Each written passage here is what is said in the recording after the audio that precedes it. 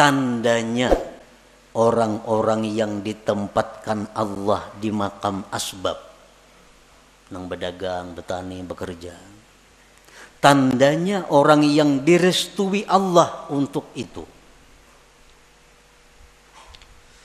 Ada 6 tanda. Para ulama sufi mengatakan la yasihul intiqal ila maqamin hatta yuhaqqika ma qablah. Tidak sah seseorang itu berpindah ke suatu makam, ke suatu amal, ke suatu perbuatan sebelum memantapkan sebelumnya. Sebelum mantap nang pertama jangan berpindah. Nang pertama apa tugas kita? Syariat. Amal syariat. Nah, jangan hendak masuk ke amal tarikat amun ini belum mantap. Jadi apa yang harus kita mantapi terlebih dahulu? 3 perkara. Tobat, takwa, istiqamah. Nah 3 ini diurus. Bila 3 ini kita sudah mantap, nah hanya kita naik ke amal tarikat. Pertama tobat. Jadi pengertian tobat ini jangan kita beranggapan bahwa nang batubat itu orang-orang periman nang perlu. Kada. Kita ini perlu kepada tobat. Jangan dianggap orang nang tengah jalan itu nang harus batubat. Jangan orang-orang nang kada karuan itu kita anggap inya perlu batubat. Sebenarnya kita sendiri mesti selalu tobat. Kita tiap hari mesti tobat.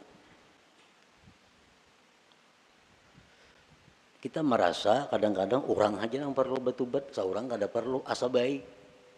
Nah ini nang kada mau naik kelas. Umuran itu aja. Kenapa? Karena bila merasa tubat orang nang perlu batubat, seorang ini asa bujur sudah. Pada tubat itu perlu setiap orang. Walaupun lain-lain bentuk tubatnya. Sebagian orang ada yang mesti tubat daripada kafir. Sebagian orang ada yang perlu tobat daripada dosa besar. Sebagian orang ada yang perlu tobat dari dosa kecil. Sebagian orang ada yang perlu tobat daripada makruh. Tobat daripada khilaful aula yang kurang baik. Jadi setiap manusia dengan tingkatan apapun itu mesti tobat.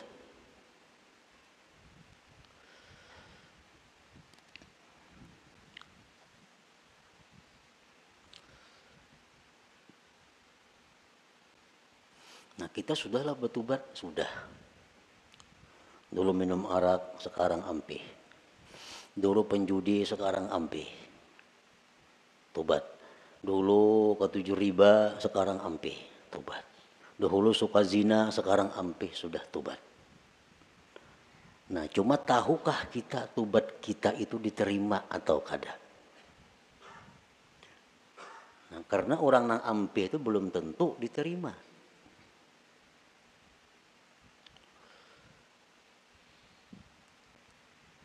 Intinya adalah diterima. Apakah tobat kita itu sudah diterima oleh Allah atau belum? Nah ini yang kada tahu. Maka kita kada boleh naik ke suatu makam, ke suatu tingkatan sebelum memantapkan tingkatan yang pertama. Hanya tingkatan yang kedua. Mantap nang kedua, hanya naik ke tingkatan nang ketiga. Selama kita belum biris tingkatan syariat, kada akan bisa kita mengaji ilmu tarikat. Mengaji bisa, paham bisa, memakai pasti kada kawa. Memakai pasti kada kawa. Mau kada kawa.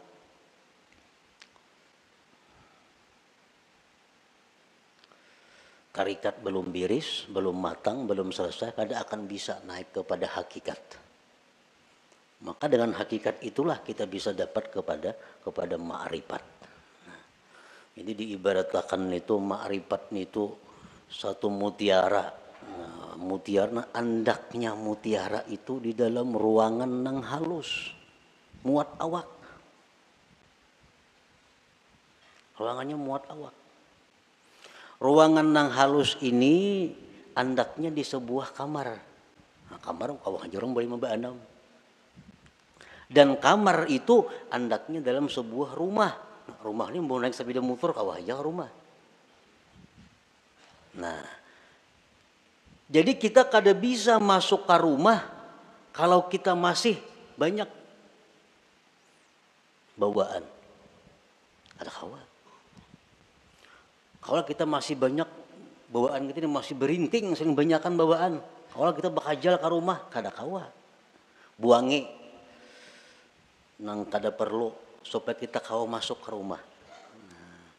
Motor ditinggal, nang mana diisi motor, toko ditinggal. Kalau mah angkut toko ke rumah, kada kawa. Kios ditinggal, kabun ditinggal, kada muat rumah. Nah, jadi nang kau masuk ke rumah hanya barang-barang tertentu. Artinya apa? Syariat itu laksana rumah. Begitu kita masuk syariat, banyak nang kita tinggalkan. Riba tinggalkan, pemainan tinggalkan, zina tinggalkan, semua aja tinggalkan. Kawa tuh kita masuk ke rumah. Nah, sepeda motor kawa dibawa ke rumah, sepeda kawa dibawa ke rumah. Begitu kita hendak masuk kamar, ngalih hambo sepeda motor ke kamar, ngalih bawa kendaraan ke kamar itu. Pas ditinggal di luar kamar, baka karasan kada kawa bahanjuran.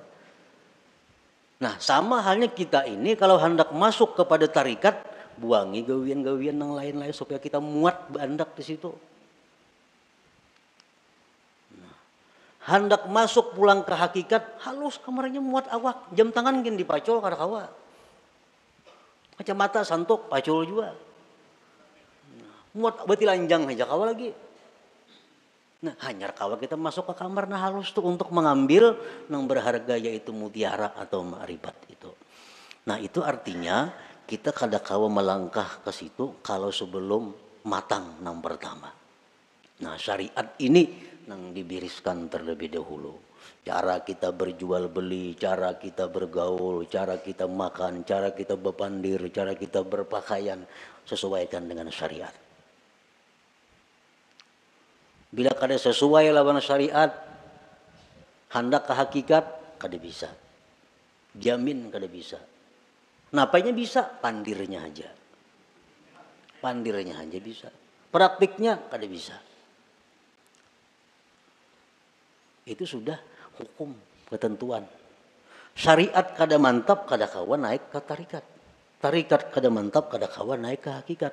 Nah, jadi fokus kita ini adalah membaguskan dahulu syariat kita. Kayak apa membaguskan syariat? Tobat.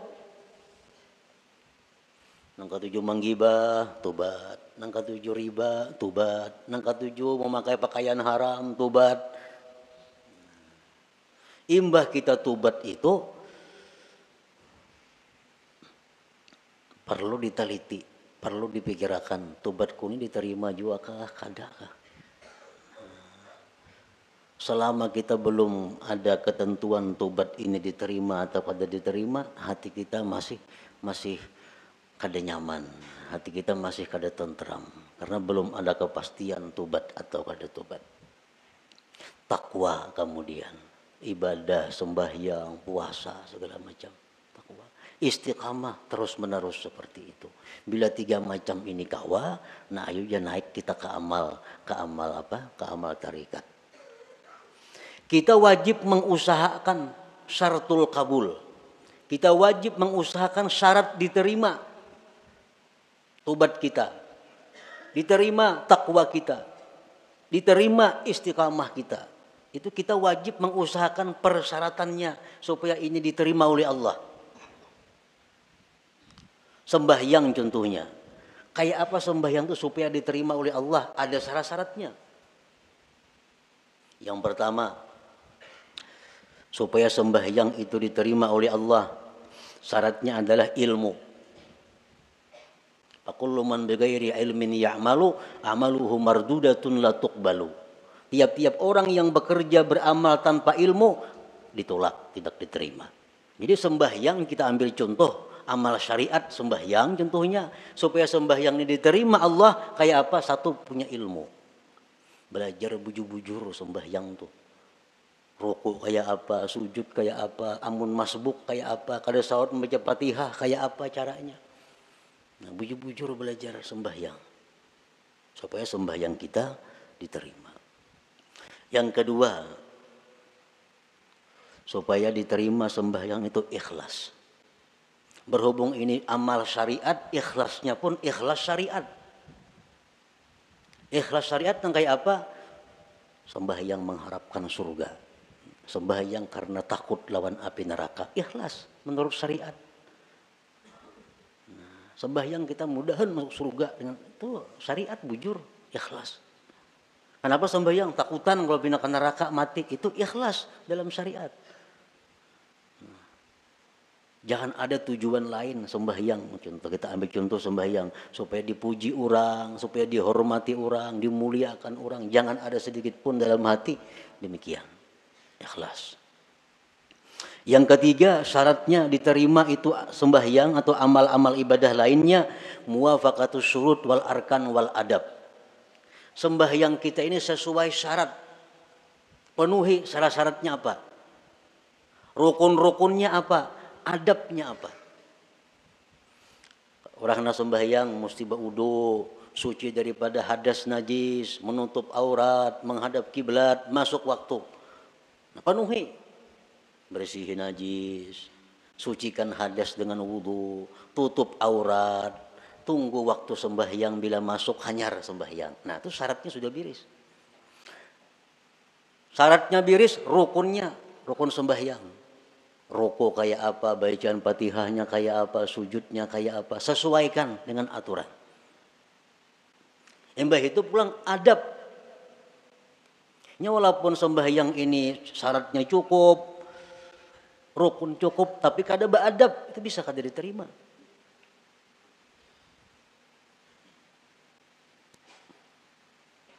Sesuaikan adabnya. Contohnya, contohnya sembahyang berkaca pinggang. Allahu Akbar, nah berkaca pinggang. Ini lawan syarat kada bertentangan. Lawan rukun kada bertentangan. Tapi adab bertentangan. Allah ada menerima sembahyang kayak ini. Harap tinggi Tuhan sembahyang kayak itu. Allahu Akbar. Nah. Jadi adab sembahyang termasuk nang sunat-sunat dalam sembahyang dilaksanakan. Yang keempat, ada mubtilat wal mukrihat wal makruhat. Tidak ada yang membatalkan dan yang dibenci Allah. Sembahyang atau ibadah kadang-kadang membatalkan, kadang-kadang dibenci Tuhan. Kita gawi semua nang sunat, jauhi nang makruhnya. Yang kelima, al-halal fima yata'allaqu bih. Halal pada sesuatu yang berhubungan dengannya.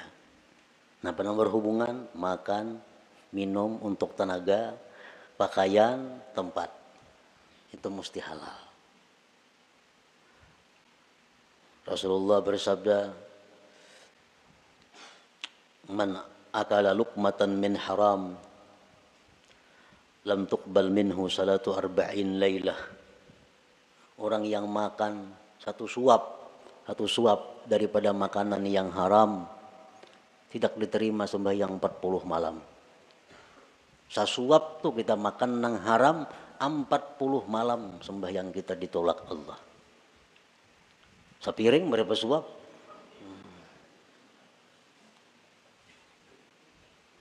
Nah, ini urusan amal syariat.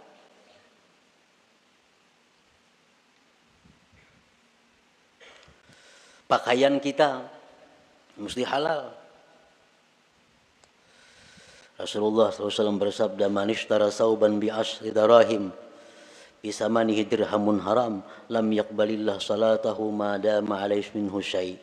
Barang siapa nukar pakaian 10 dirham, 1 dirham ada yang haram, kada Allah terima sembahyangnya selama itu masih ada.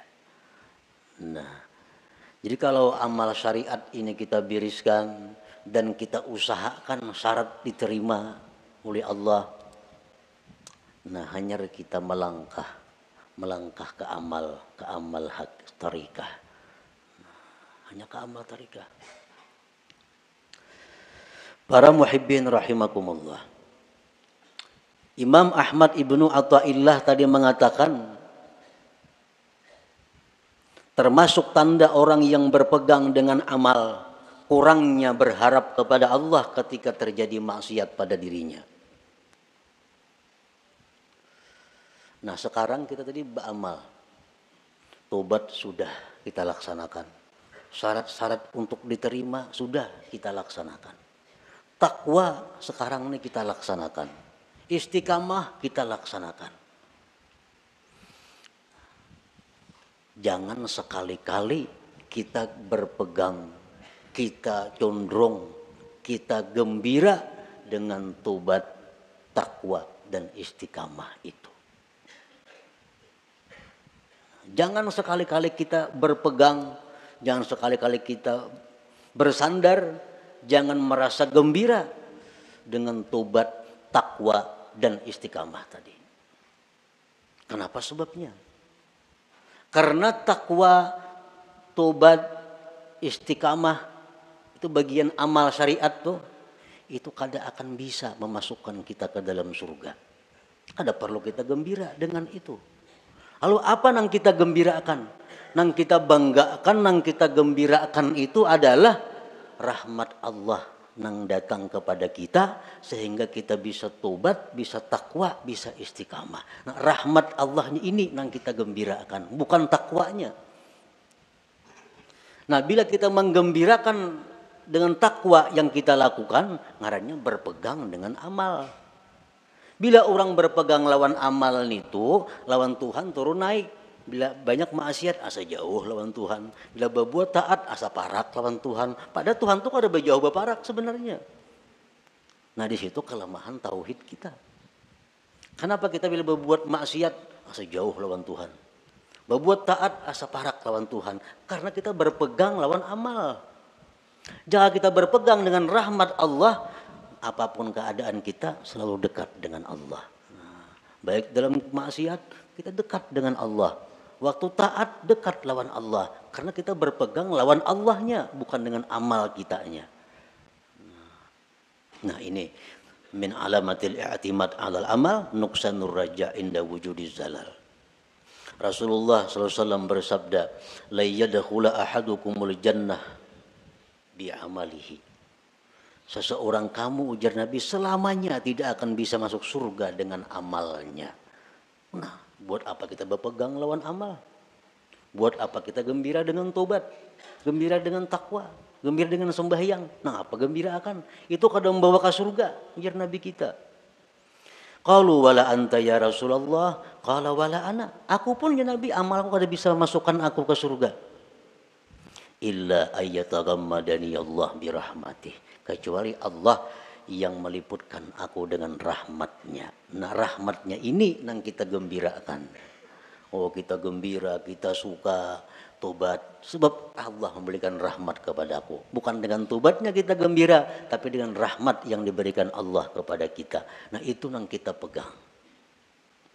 Bila kita memegang rahmat Allah, kita kada akan berubah dengan Allah dalam keadaan taat atau dalam keadaan maksiat.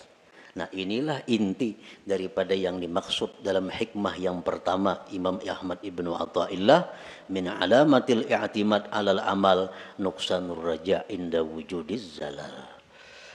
Tanda orang yang berpegang dengan amal, kurang berharap, rasa jauh bila mana dia maksiat kepada Allah. Padahal kada boleh itu. Kita dalam taat dekat dengan Tuhan. Kita waktu maksiat pun jangan merasa jauh lawan Tuhan. Tetap dekat dengan Tuhan. Karena maksiat taat itu adalah bagian daripada amal. Amal kada perlu kita pegang. Yang kita pegang adalah Allah, rahmatnya dan anugerahnya. Nah kemudian